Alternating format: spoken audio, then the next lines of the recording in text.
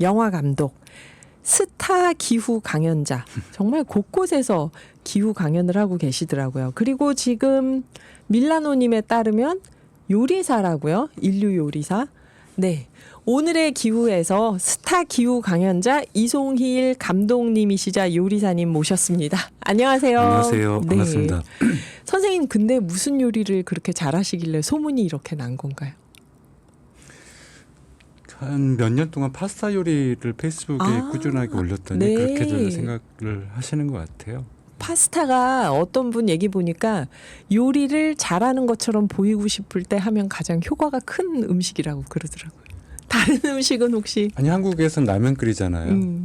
저쪽 유럽에서는 파스타를 끓이는 거죠. 간단한 음식인데 사실은 많은 분들이 어렵게 생각하니까 오해를 하셨던 거가 저는 네. 파스타 관련한 영화를 하나 찍을까 해서 레시피 연구 차원에서 네. 한 3년 내내 파스타만 먹었고 제 일생에 가장 무거운 몸무게 계속 탄수화물을 먹게 되니까 3년 내내 파스타만 네. 드셨다고요? 그거 빼는데 정말 죽는 줄 알았어요. 선생님 너무 놀랍습니다. 파스타에 대한 영화를 만들자고 마음 먹으면 그 정도까지 하시는군요. 그 레시피를 한번 공부를 하고 싶더라고요. 그래서 네. 선생님 그럼 그 중에서 난 이 파스타 진짜 추천하고 싶더라. 시도해 보신 것 중에서. 너무 많죠. 3년 내내 계속 3년 내내면 네. 360을 곱하기 3을 하면은 그렇게까지는 하지는 못했고요. 네. 뭐 인상적인 파스타 사실 이제 시칠리아에서 파스타가 유래를 했잖아요. 네. 근데 거기는 해산물도 많고 채소도 많고 툭툭 던져서 볶아서 그냥 국수를 같이 볶은 게 파스타의 어떤 기원일 텐데 한국에서 나는 제철 요리들이라고 하는 게 되게 많잖아요. 네. 한국도 나물도 많고 해산물도 많고 그래서 한국의 그 재료들을 툭툭 던져서 파스타랑 함께 조화를 이루면 어떨까 싶었었고요. 그러다 보니 다양하게 시도를 했는데 뭐 막걸리로도 만들어 보고 진짜요? 네, 뭐 재밌더라고요. 포도주 넣으니까 거기서 우리도 막걸리 한번 넣어보죠. 그렇죠. 이렇게 하신 거예요. 와, 선생님 기후 미식회 초대를 해야겠네. 선생님 요리 강연을 다니셔야겠네요. 근데 그 파스타 말씀하시니까 이탈리아도 기후 변화가 심해서 네네. 지금 작황도 안 좋고 뭐 올리브유 가격 오른다고 그러고 네네. 밀도 예전처럼 생산이 안 된다고 하고. 그 시칠리아가 지금 가장 지중해 지역에서 심각한데요. 기후 변화가요? 네, 이미 한 몇 년 전부터 금방 말씀드렸던 것처럼 시칠리아의 고유한 식생이 있을 텐데 네. 위로 올라가고 오히려 열대 과일이라든지 채소 이런 것들이 올라와서 시칠리아의 생태계가 전반적으로 바뀌는 건 아닐까 싶었는데 이제 작년부터 해서 혹독하게 가뭄 때문에 네. 아주 심각하더라고요. 지금 그 시칠리아에 있는 인공 저수지까지 다 그 메마른 상황이어서 그런데 이제 물 때문에 결국 관광객 위주로 관광 산업을 하는 게 시칠리아의 이제 기본 경제일 텐데 네. 물이 부족하니까 거기 살고 있던 선주민들이라고 해야 되겠죠. 네. 그래서 물을 놓고 관광 산업과 선주민들 사이 거기에 농사짓는 사람들 갈등들이 이제 표면에 막 심각하게 올라오고 있어서 이 시칠리아 물론 큰 섬이죠. 굉장히 큰 네, 섬인데 네. 그 섬 하나에서 지금 현재 벌어지고 있는 물 부족이라든지 이 식생대 생태계 전반적인 변화와 교란만 보더라도 전체 지구의 생태계가 앞으로 당면할 그런 문제들을 안고 있구나. 그런 걸 미리 좀 보여주는 것 같아서 안타깝다. 이런 말씀을 드리고 싶습니다. 네. 선생님 파스타에 대한 영화를 만드신다면은 파스타 요리가 아니라 시칠리아 기후 변화에 대해서도 얘기를 하셔야겠네요. 네. 선생님 그렇게 지금 강연 많이 다니시면서 바쁜 와중에 지난번 강남에서 907 기후 정의 행진 이걸 SNS에서 아주 열심히 참여 독려를 하시는 걸 봤어요. 여기 기후 정의 행진 현장에 가셨을 텐데 어떠셨는지 궁금합니다. 그 좀 대대적으로 기후정의 행진을 했던 거는 한 3년 전일 텐데요. 네. 3년 전에는 한 3만 5천 여분께서 되게 많이 참여를 해주셨고 작년에는 그보다 좀 적게 한 2만여 명. 근데 올해는 또 3만여 명 정도가 많이 이제 날이 더운데도 전국 각지에서 이제 오셨죠. 맞아요. 이날 더웠어요. 굉장히 네. 더웠었고요. 얼굴들이 다 빨갛게 타셨는데 그 올해 열렸던 각종 그러니까 한국에서 일어났던 모든 각종 시위를 통틀어서 가장 많은 사람이 모였다고 그래요. 네. 단위 집회로서는. 그리고 이제 특징적인 것이 연령대가 가장 다양한 집회. 아, 연령대가 다양한 집회. 네. 그래서 어떤 분이 그런 평가를 하시더라고요. 기후정의 행진처럼 젊은 세대와 나이 든 세대가 함께하는 집회가 거의 사라졌는데 기후정의 행진이 그런 것들을 보여주고 있어서 한편으로는 기후 문제에 얼마만큼 많은 시민들이 관심을 갖고 있기도 하고 네. 그게 세대를 넘나드는 우리 모두의 문제라는 거를 보여주는 것 아니냐. 그래서 기후정의 행진이 굉장히 중요하다라고 해서 저도 활발하게 이제 홍보도 막 하고 이랬던 네네. 이유가 이게 뭐 각각의 개인적 실천도 중요하겠지만 결국 전체가 우리가 다 모여서 계속 이야기를 해야 된다. 해야만 뭐 정치의 압박이 될 수도 있고 기업의 압박이 될 수도 있고 그래서 굉장히 중요한 문제다. 예. 그래서 이렇게 활발하게 참여 독려도 하시고 직접 참여하시고 했는데 그날 현장에서 혹시 선생님 뭐 특별한 피켓을 든다거나 뭔가 선생님만의 구호를 외쳤다거나. 피켓은 저는 울산의 정교조 선생님들과 함께 아, 네. 그 행진을 같이 했는데요. 네. 워낙 사람들이 많고 행진이 강남에서 하다 보니까 선생님들이 먼저 가셨어요. 같이 출발했는데. 왜냐하면 이제 그 지역에 사시는 분들은 네, 버스를 맞아요. 대절하잖아요. 맞아요. 그래서 약속 버스 시간 대절해서. 때문에 본의 아니게 집회가 이제 길어지다 보니까 네. 먼저 가셔서 외롭게 이제 행진을 하다가 네. 그 인상적인 장면은 나중에 알고 봤더니 상주에서 올라온 대학교 청소년들 10대 청소년들이 경북 상주요. 네네 새 이런 어떤 그 인형극처럼 네. 인형탈을 가장을 쓰고, 하고 네, 이렇게 가장을 탈을 하고 쓰고. 행진을 하고 굉장히 많은 분들이 이제 응원도 해주시고 좋아하시기도 네. 하고 되게 많은 다양한 분들이 참여를 하는구나. 아. 그래서 인상이 깊었어요. 저는 제가 바보 같은 얘기를 한 가지 하자면 그날 뭐 다양한 생태 다양성을 주장하기 위해서 다양한 동물들의 행진이 있다 이렇게 나와서 아니 동물 학대 아니야 이 더운데 길에 동물들을 데리고 나오면 그렇게 생각했는데 사진을 보니까 다 분장을 한 거더라고요 사람들이. 그래서 아이 내가 참 바보 같은 주제 넘은 걱정을 했구나 그랬는데 선생님이 이번에 그 기후위기 시대에 춤을 추어라 책을 내셨잖아요. 네네. 지난번에도 저희가 잠깐 소개했는데 이게 환경책 선정위원회가 뽑은 여름 추천 환경책이 되기도 했고 또 여기저기서 도서관에 가도 선생님 책 이렇게 추천 도서로 있더라고요. 사서 추천 도서. 네. 이 참 감개무량하실 것 같은데 1년 동안 쓰셨다고 했잖아요. 네, 감사한 일이죠. 다양한 독자 반응이 있었을 것 같은데 기억에 남는 반응이 독자들의 얘기가 있다면요.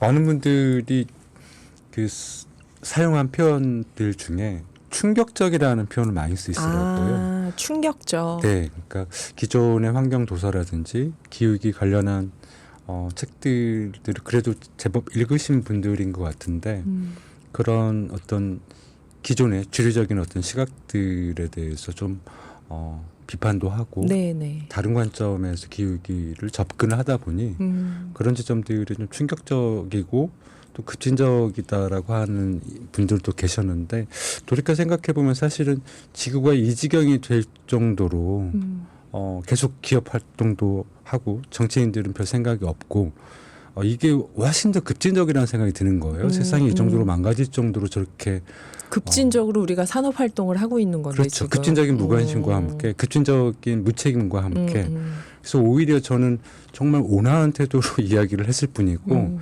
급진적인 것들은 오히려 저분들이 그리고 저 체계가 훨씬 더 급진적이다.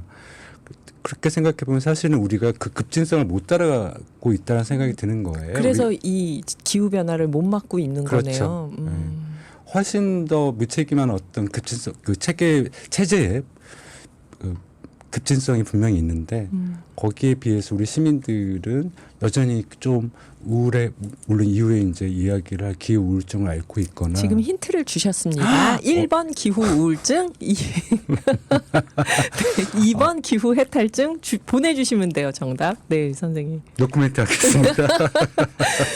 그 선생님 또 이렇게 강연을 많이 다니시잖아요. 근데 책 소개도 하면서 강연을 다니시겠지만 그 강연장에서 혹시 가장 인상 깊었던 최근에 또 많이 다니셨으니까 에피소드나 이런 게 있었을까요?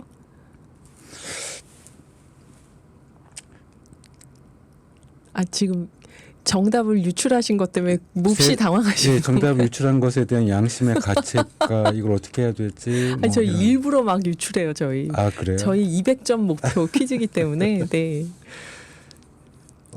즉 다양한 분들이 가장 인상적이었던 건 첫 북토크를 그 초대해 주신 곳이 장흥이었거든요. 전남 장흥. 네네, 장흥인데 네.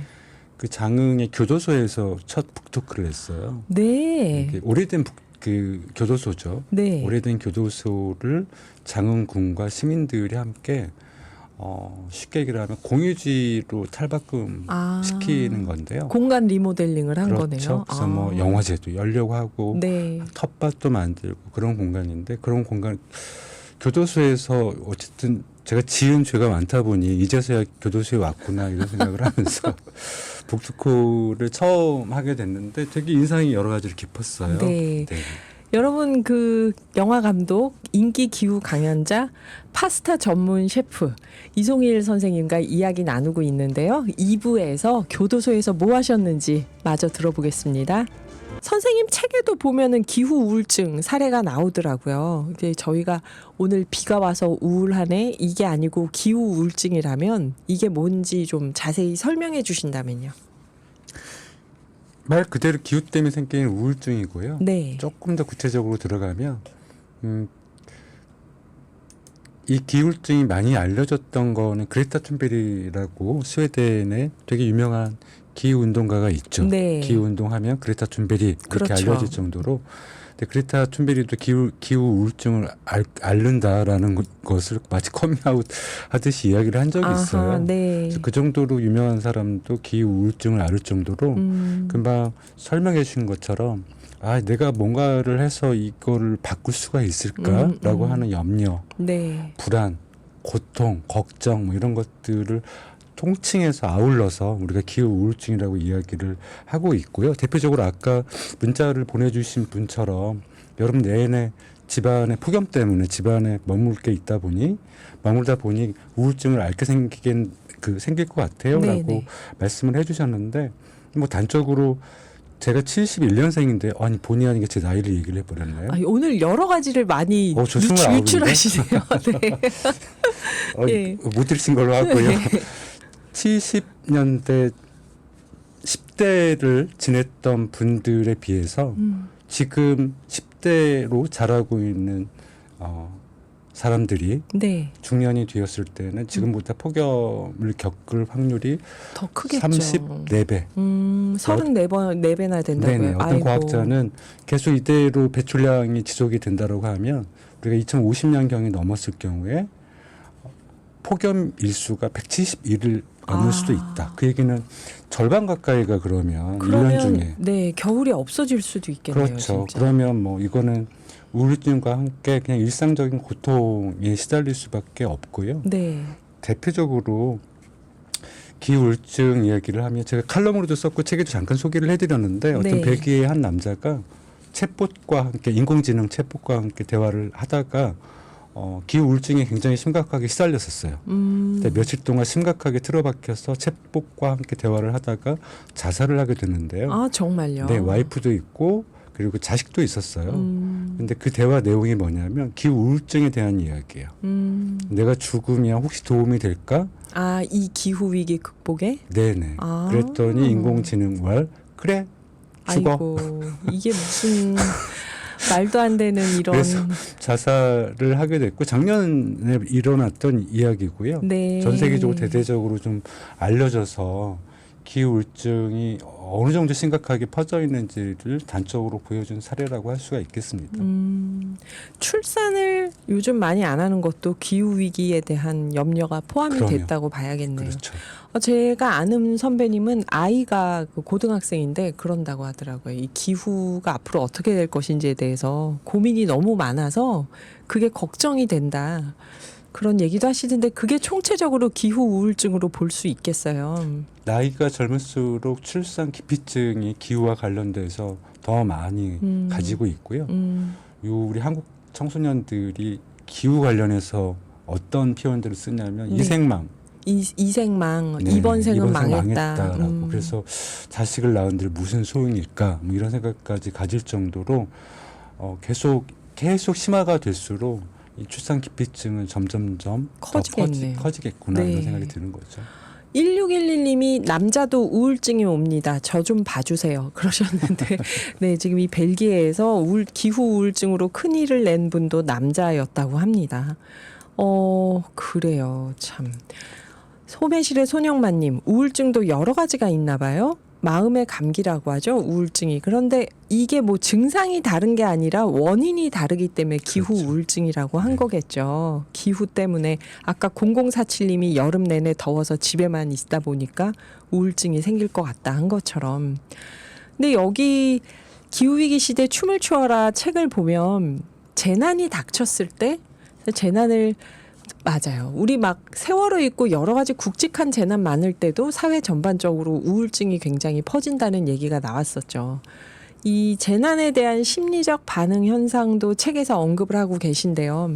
재난 닥치면 우리가 민첩하게 행동할 것 같지만 실제로는 이해할 수 없을 정도로 느리게 움직인다. 이런 얘기가 있었는데요. 그걸 이제 그것을 심리학 쪽에서는 정상화 편향이라고 보통 이야기를 합니다. 정상화 편향이요. 네네. 내가 이대로 딱 얼어 있거나 멈춰 있으면 모든 사태가 정상으로 돌아올 것이라고 하는 막연한 기대와 희망을 너무 갖고 놀랐을 있는 거죠. 때. 그렇죠. 예를 들면 그거를 진화 심리학에서는 어떻게 표현을 하냐면 네. 임팔라가 사자가 막 쫓아오면 임팔라가 갑자기 쭉 멈춰서 쓰러지죠.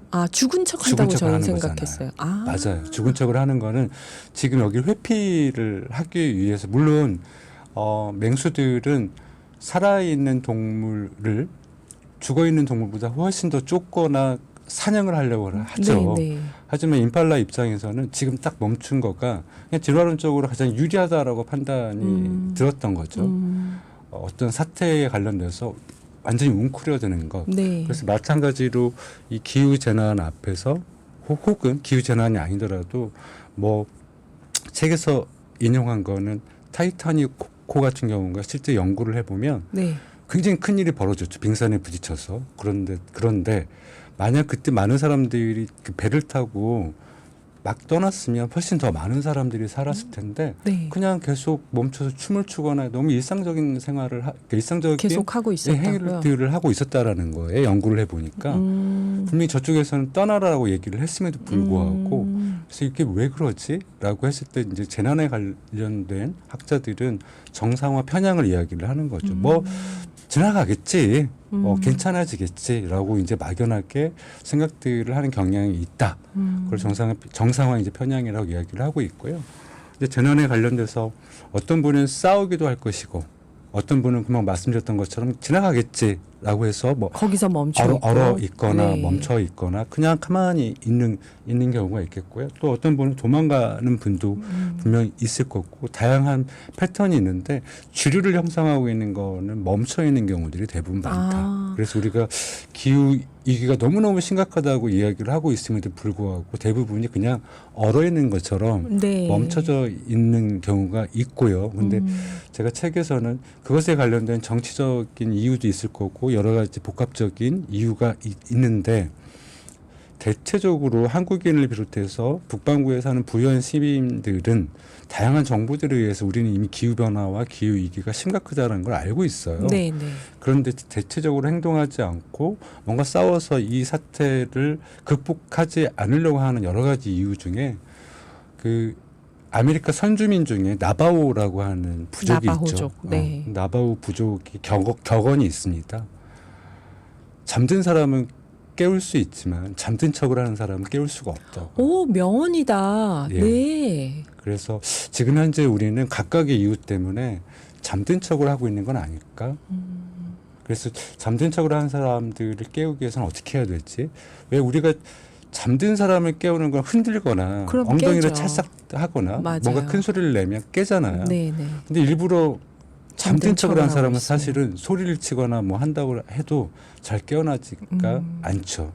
그래서 다 각도로 조금 근본적인 어떤 접근들이 필요하겠구나 이런 생각 때문에 이 기후위기에 관련돼서 여러 가지 이야기를 책에 좀 기술했습니다. 네.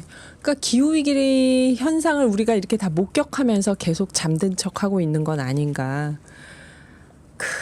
저희 노래를 한 곡 들으면서 잠시 숨을 고르고 이야기를 이어가 보겠습니다. 네, 선생님, 그 아까 음악 나가기 전에 재난에 대한 반응 유형이 싸우거나 도망치거나 얼어붙거나 이런 유형이 있다고 하셨는데 선생님은 실제로 투발루나 방글라데시에서 있었던 그런 기후 재난이 우리나라에도 닥친다 하면은 어떻게 행동할 것 같으세요? 저희 기후 솔루션이라는 단체가 사람들이 기후 재난에 맞닥뜨렸을 때 어떻게 행동하는지를 가지고 MBTI 심리 테스트로 생존 확률을 알아보는 그런 테스트가 있었거든요.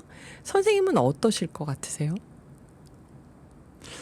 저는 MBTI를 해본 적이 없어서 네, 네. 사실은 제 MBTI를 전혀 몰라요. 제가 네. 알고 있는 건 혈액형밖에 없고 제 혈액형은 미남형이다. 이런 정도는 이번에는 유출을 안 하시려고. 네. 그 질문 자체를 좀 바꿨으면 좋겠어요. 네, 네. 왜냐하면 이건 역시 각각의 이 대처 이런 것들을 개인화하는 질문이고 이래서 계속 어떤 문제의 원인, 네. 대처, 결과에 대한 어떤 반응들 이것들을 끊임없이 개인화하는 것이 과연 올바른 질문인가를 한번 뒤집을 필요가 있고요. 네. 단적으로 예를 하나 들어보일게요. 2022년에 홍수가 났고 저는 반지하에 살다 보니 굉장히 위기 의식을 한번 느꼈을 정도로 서울에 135년 만에 큰 홍수가 왔죠. 네. 그래서 강남 지역에서 장애인 가족이 안타깝게 참사를 당하시기도 했고 반지하에 이제 사시던. 그래요. 근데 그때 되게 두 가지 장면이 떠올랐었어요. 되게 인상적이었는데 하나 장면은 외제차를 타시는 분이 강남대로에 물이 막 올라오니까 그 외제차 비싼 외제차 위에서 이렇게 올라가서 앉아 있는 사진 하나가 많은 분들이 그 사진을 많이 올리셨거든요. 그렇죠. 어떤 재난 영화의 스틸컷 같고 막. 또 하나의 장면은 강남대로의 배수구를 청소하는 한 분이셨어요. 네, 네. 그 홀로 물이 이렇게 좀 막히고 이러니까 쓰레기 때문에 그 배수구를 물을 빼니까 네. 야 이거는 슈퍼히어로가 따로 있는 게 아니다. 저 폭우 속에서 혼자 배수구를 청소를 하시는 일반 시민분이셨는데 네. 두 가지 장면이 되게 인상적이었거든요. 어떤 네. 분은 위험하구나. 이걸 어떻게 해야 될지라고 해서 행동을 하시는 분도 있을 거고 또 어떤 분은 차가 막히고 막 비가 오는데 내가 지금 이 소유하고 있는 자동차라든지 이런 것들 때문에 그 자리에 그냥 가만히 계셨다가 결국에는 구조 요청을 요청할 수밖에 없었던 네, 장면이 네. 되게 비교가 됐었어요. 그래서 저는 그 장면을 보면서 과연 나는 저 의인처럼 저렇게 어떤 다 강남 시민들은 그렇게 막 다 하지 않았지만 혼자 거기 가서 행위를 하는 걸 보고 참 대단하구나. 저런 분들의 저 시민의식은 도대체 어떻게 더 많이 생길 수가 있을까 이런 고민을 하게 됐던 것 같습니다. 네, 맞아요. 근데 이제 그 뜻으로 하신 말씀은 아니겠지만 그 차량 위에 앉아 계셨던 분도 뭐 어떻게 할 수가 없잖아요. 맞아요. 움직이면 물에 빠지는데 맞아요. 누구라도 그렇게 멈출 수밖에 없는 건데, 네. 아무도 청소하지 않고 이거 내가 요만큼 배수구 청소한다고 해서 얼마나 나아질지도 모르는 건데 그걸 하셨던 분이 인상적이다고 말씀하신 게 어쩌면 그게 기후위기 상황에서 우리한테 필요한 자세라고 생각하시는 건지. 그 기후위기가 닥쳤을 때 가장 좋은 건 공동체를 다시 복원하는 거예요. 공공성을 네. 다시 강화를 하는 건데. 공공성을 강화하는 네네. 거다. 뭐 예를 들면 2012년에 미국의 역대급의 그 허리케인이 들이닥쳤어. 샌디라고 네. 뉴욕을 강타를 해서 거의 전력 자체가 끊기기도 하고 고립됐죠. 어마무시한 많은 사람들이 고립이 돼 아파트뿐만 아니라 다 고립이 될 정도로 네. 굉장히 심각한 겠죠. 근데 뭐 그 왜 그렇게 전 세계에서 가장 잘 사는 뉴욕이 그 지경인지는 19세기부터 다시 이제 도시 개발이 어떻게 됐는지를 이야기를 해야 되는데 맞아요. 제일 잘 사는 나라에서. 거기까지는 이야기를 하지 않고 네, 네. 그때 이제 미국 방위군조차도 부자 동네, 뉴욕에 있는 부자 동네만 같이 지키고 있을 때였어요. 아, 되게 계급적인 건데 그런데 그 주로 침수된 곳이 다 저소득층 그리고 저소득층 아파트 맨 꼭대기에는 다 심장 투석을 받아야 되는 노약자들이 되게 많고 이랬었거든요. 근데 그때 갑자기 일단에 젊은 시민들이 샌디를 점령하라. 그러니까 월스트리트를 점령하라고 했을 때 거기 참여했던 젊은이들이 네. 한 5, 6년이 지나고 나서 샌디가 오니까 공동 부조, 상호 부조 시스템을 만든 거예요. 그래서 앱을 이용해서 모여서 우리가 저 노약자들을 어떻게 보호하지? 그래서 식량뿐만 아니라 의료품 이것들을 어디서 구하고 어떻게 조달하는지를 시민들이 상호 보조 시스템을 만든 거예요. 자체적으로. 그래서 결국에 미국 시에서도 이거 본받아야 된다. 저 시스템 자체를. 근데 그걸 보고 전 세계가 많이 생각들을 하게 된 거예요. 재난이 들이닥쳤을 때 공공 시스템이 무너졌던 뉴욕에 공공 시스템을 자체적으로 그거를 형성했던 시민들의 힘. 그래서 우리가 재난이 들이닥치기 전에 그리고 재난이 들이닥치더라도 즉 기후 완화와 기후 적응의 두 가지 측면에서도 공구성을 많이 강화를 해야만이 재난의 피해도 덜 받을 것이며 재난을 받았다 하더라도 사후 조처도 훨씬 더 잘 될 것이다라고 하는 것을 배우게 된 거죠. 공공성과 상호 부조 두 가지 말씀이 탁 와닿는데요. 그러니까 경쟁에서 살아남는 게 아니라 상호 부조를 했을 때 생명체가 진화한다고 요즘 그렇죠. 많이들 얘기를 네. 하는데 그렇군요. 그 지난번에 벵골만 호랑이 과부 얘기해 주셨잖아요. 오늘 정말 뜻깊은 얘기를 많이 해주셨는데 저희가 한번 생각해 볼 만한 이야기가 있다면 하나 추천을 해 주신다면요. 여기에서 작가님은 수은 중독과 기후변화 이렇게 쓰셨는데 네. 질문을 보고 전 세계적으로 사실은 남반구 쪽에 그리고 남반구. 인프라가 부족한 지역에는 뭐 기후이기 때문에 많은 이야기들이 있죠. 사실 그것도 막 소비하는 것도 저는 좀 바람직하지 않다고 생각이 드는데 오면서 잠깐 이 질문을 보고 그 장면이 저는 잊을 수가 없었어요. 그 2년 전인데요. 호주 그러니까 섬 국가들은 지금 해수면 상승 때문에 1년에 평균 3mm 정도가 이렇게 올라오거든요. 그래서 그 조상 대대로 살아왔던 터전을 계속 잃어가고 있는데 호주 근처의 어떤 섬 같은 경우가 해수면 상승과 해수면이 상승을 하면 허리케인 강도가 더 세거든요. 그래서 침수가 훨씬 더 많이 돼요. 네. 그래서 염분이 침투를 하고 그래서 토양을 침식시키고 계속 더 해수면은 더 올라가고 계속 이제 이게 네. 들먹임 때문에 힘들어지는데요. 그 호주의 어떤 섬 같은 경우가 해수면 상승 때문에 조상들의 뼈가 허리케인이 한번 올 때마다 뼈가 이렇게 올라오는 거야. 계속 침식이 되기 때문에 네. 무덤들을 이미 다 그 수위를 되는. 올라와서 자기 조상들의 뼈를 줍고 있는 이 후손들 입장에서는 그거를 요즘 이제 기후 위기의 심리학들이 다층화된 표현들을 많이 쓰고 있는데 네. 오늘 이 얘기 너무 흥미진진하시죠? 네네. 다음에 선생님과 계속 나눠보겠습니다. 이송일 선생님과 함께했습니다. 뼈 이야기 다음을 기대해 주세요. 오늘 함께해 주셔서 감사합니다. 감사합니다.